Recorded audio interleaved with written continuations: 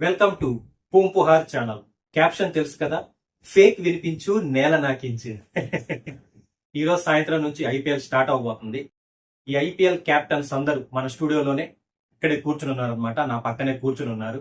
So ఎప్పుడెప్పుడు మీతో మాట్లాడదామా, వాళ్ళ మనసులోని ఫీలింగ్స్ ని మీతో షేర్ చేసుకుందామా అని రెడీగా ఉన్నారనమాట. సో ఇప్పుడు ఒక్కొక్కరు వచ్చి వాళ్ళ కష్ట సుఖాలు మీతో షేర్ చేసుకుంటారు. చప్పట్లో ముందుగా మన Telugu team SRH captain Pat Cummins గారు రాబోతున్నారు. రండి సార్, రండి. ఛాంపియన్స్ ట్రోఫీలో నేను ఆడక ఈ మధ్య చాలా మంది సుఖాలు ఎక్కువైపోయాయి. సరేలే, దాని గురించి తర్వాత మాట్లాడుకుందాం. ఇంకా ఐపీఎల్ విషయానికి వస్తే లాస్ట్ ఇయర్ మనం ఫైనల్స్ దాకా వెళ్ళాం. ఫైనల్స్ లో చిన్న పొరపాటుతో మనం ఓడిపోవటం జరిగింది. బట్ ఈసారి అలా జరగదు.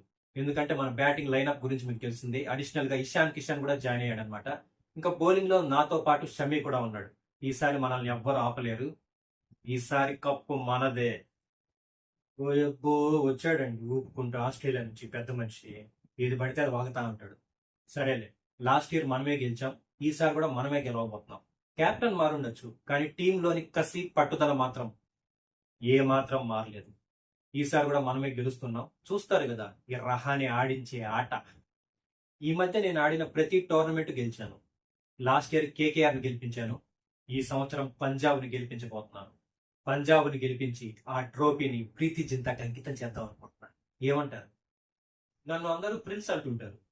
అలా ఎందుకంటారో ఈసారి కప్పు గెలిచి ఈ ప్రపంచానికి చూపిస్తాను. ఈసారి కప్పు మనదే, రాసి పెట్టుకోండి. మన దేశానికి బాబు మహాత్మా గాంధీ, మన ఇండియన్ టీం కి బాబు ఈ అక్షర్ పటేల్. నాకు క్యాప్టెన్సీ కొత్త కావచ్చు, కానీ గెలవటం మాత్రం కాదు. ఈసారి కప్పు మనదే.